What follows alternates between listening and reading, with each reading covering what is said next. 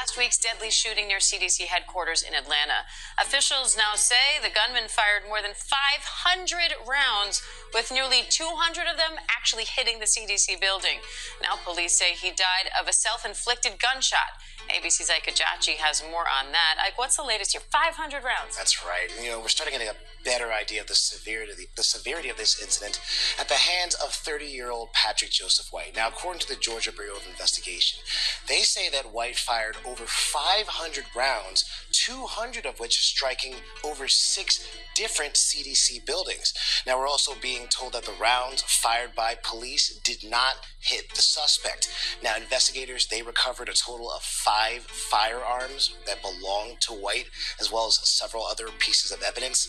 And we also know that over 150 windows across those 6 buildings have been destroyed, bullets even penetrating some blast-resistant glass, narrowly missing employees who were sheltering in place in their offices.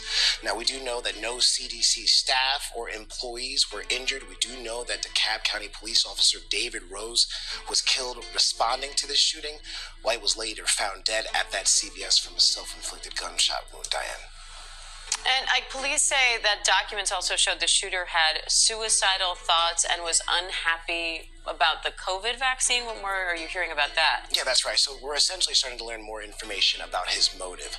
Now, first things first, we do know that his father was in contact with the police right after this shooting, and we know that from a 911 call that was obtained by our affiliate, WSB.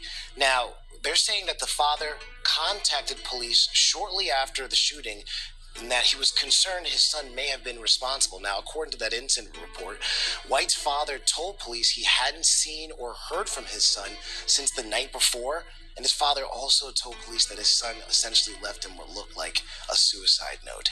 Now, law enforcement and CDC officials, they say that White's deadly attack on the CDC was fueled by his deeply held beliefs in misinformation. They say that he targeted the CDC because he believed the COVID-19 vaccine made him sick and that the agency actually tried to cover it up. Now, he suffered from depression and suicidal thoughts, which he attributed to the vaccination, according to investigators. We do know that there were no previous threats to the CDC, although White had sought mental health assistance the weeks prior to the attack, Diane. All right, Ike Ajachi, thank you.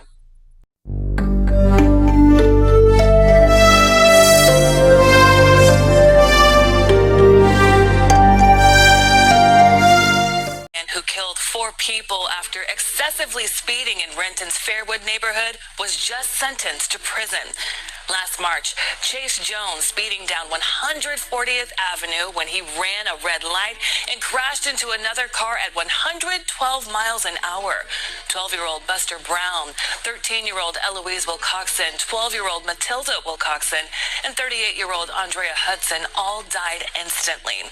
At today's hearing, family members of those victims shared the impact the crash had on their lives, each of them forced to live a new normal they never could have imagined. Fox 13's Jennifer Dowling listened to those victim impact statements and joins us with this emotional testimony. This is the crash intersection where a memorial still sits to the mom and the kids that were killed. This crash hit the community especially hard because the families involved were well loved. On March 19th, our world and the dream that we had created was shattered in an instant. Andrea Hudson's husband, Abe, held back tears as he remembered the tragic crash. This pain and fear that we still carry and feel every day. And recalled his children's heartbreak over the loss of their beloved mom. That month that followed was worse than any nightmare that I could ever imagine. The 38-year-old, along with 12-year-olds Boyd Buster Brown and Eloise Wilcoxon and Eloise's 13-year-old sister Matilda, were all killed in that crash. Hudson's 2 children were also hospitalized. Nolan will have to deal with the impacts of a compromised immune system and limited range of motion for the rest of his life. Charlotte, the impacts of a severe traumatic brain injury for the rest of her life. Buster's dad also spoke, saying it will be a lifetime of grief. I am and always have been a pretty cheerful and optimistic person. The events on March 19th, 2024 have introduced a new word into my regular life, and that's hate. I hate Tuesdays. The crash happened on a Tuesday. I hate the 19th of every month, regardless of what day of the week it is. I absolutely hate coming home from work and finding my alone in a bedroom, looking at pictures and crying for her lost son.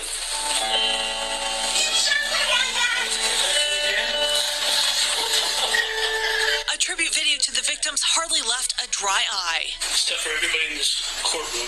Everybody. Andrea's mom noting court records showed this was the third car Jones had totaled in a crash caused by speeding. I feel that if he maybe had been accountable in any of the earlier collisions, maybe that would have helped him, and maybe it would have prevented this terrible tragedy. Jones had his attorney read a statement from him in court. I apologize for the unimaginable pain and suffering I've caused your families. I used the pedal to put all my emotions into which turned out to be the biggest mistake of my life. Tears streamed down his face as Andrea's mom said despite the pain, she had forgiveness in her heart. I want to tell Chase Jones that I forgive him. In no way does this make the life of my daughter, Andrea, or Buster, or Eloise, or Matilda insignificant. But it helps me to have peace in my heart. Jones, who was 18 at the time of the crash, is now 19, and he could have faced 23 years in prison, but the judge sentenced him to the recommended 17. He previously pleaded guilty to vehicular homicide and assault. The judge saying today that since he was only 19 years old, he had time to turn his life around and help others based on his own experiences. Reporting from Fairwood, Jennifer Dowling, Fox 13 News. Triple homicide. Now, according to Travis County jail records, he is being charged with capital murder by terror threat, capital murder, a person under 10 years of age, and first-degree murder. Austin Police Chief Lisa Davis says officers got a call at 2:15 Monday afternoon about a shooting in the parking lot here at Target. She says officers arrived in 4 minutes. She says Nineker stole a car, crashed it, then stole another car. Austin police caught up to him on La Casa Drive in southeast Austin and used a taser on him to take him into custody. Marco Torres said that he showed up to Target to work his shift when he heard someone call out for security on the radio. Then I heard the gunshots. I heard 2 gunshots. I ran towards the front to see what was going on, and then I saw everyone scattering towards the back, towards the exit. I was running for my life. That was the last thing. Now, the Austin Travis County EMS chief says 2 people died here in the parking lot and a third died at the hospital. A 4th person was treated for unrelated injuries and is okay. Behind me, you can see that the Target is open for business. We also know that the parking lot here is open, so for any of the customers that had to leave their vehicles yesterday, due to the investigation taking place, they can pick those vehicles up. We also know that Austin Police will be holding a news conference today at 2 p.m., and they'll provide more details about what took place yesterday for that shooting. Stay with KV for the very latest. For now, reporting from North Austin, Michael Courier, KV News. Now on the 19th, we're getting some new information on that deadly shooting that happened outside a Target store in Austin, Texas this afternoon. Our station in Austin is reporting tonight that the suspect is now in custody, and they say he's a 32-year-old man with a history of mental health issues. ABC's Matt Gudman tells us 3 people are dead, 2 of the victims died in the parking lot, and a 3rd died at the hospital. Tonight, 3 people pronounced dead after a shooting outside this Target in North Austin and a wild chase across the city involving at least 2 carjackings. The incident unfolding this afternoon amid a slew of 911 calls. The suspect is armed and has shot multiple people. Just before 3 p.m. local time, social media showing a massive response at this Target just a week before the school year resumes in Austin. I hear on the radio, shots fired.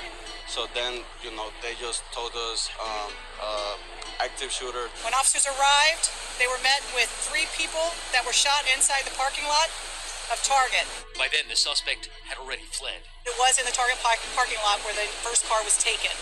The first car crashed.